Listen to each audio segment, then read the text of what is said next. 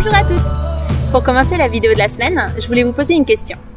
Est-ce que vous diriez de vous-même que vous êtes une personne intègre? Alors C.S. Lewis a défini l'intégrité comme le fait de faire ce qui est bien même quand personne ne me regarde.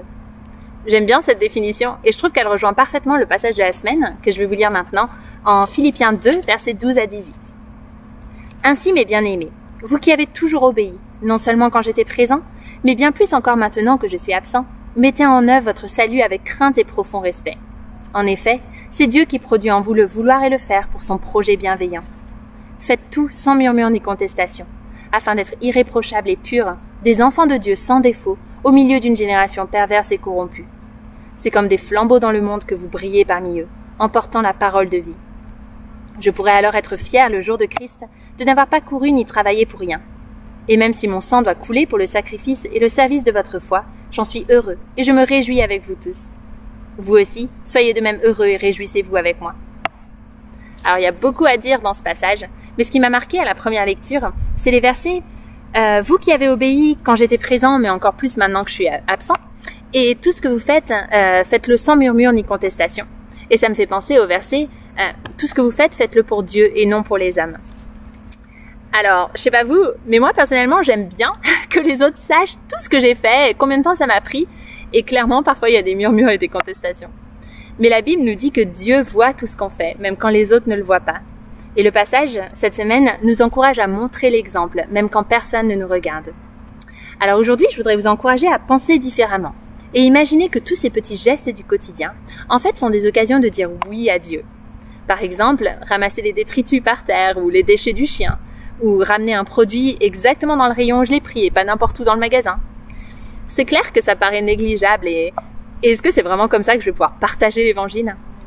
Mais l'idée, c'est de se dire, en fait, tous ces petits gestes-là, c'est une manière de muscler mon obéissance, de m'entraîner dans ces petites décisions de tous les jours qui me permettent de grandir et que ça devienne de plus en plus naturel d'obéir et d'être intègre quand il y a des grandes décisions qui se présentent à moi.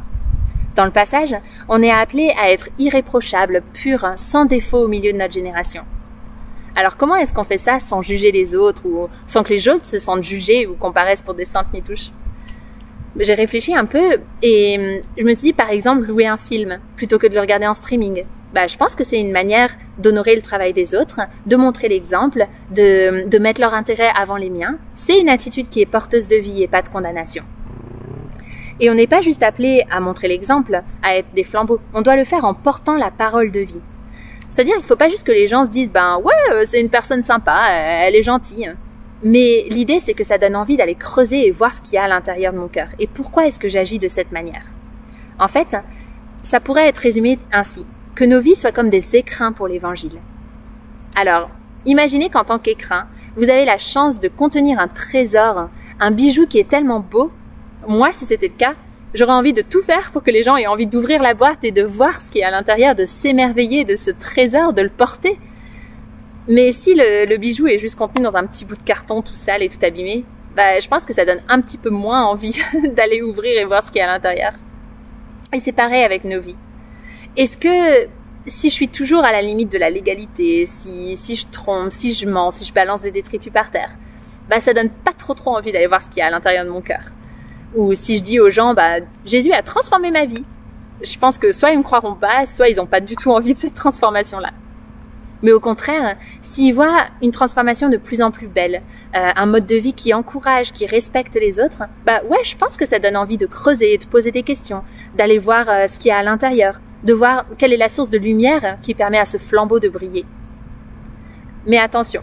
Le but, c'est pas de nous glorifier ou de penser qu'on va pouvoir gagner l'amour de Dieu en étant des personnes intègres. Je pense que l'écrin serait vraiment vaniteux de penser que c'est lui qu'on achète dans la bijouterie.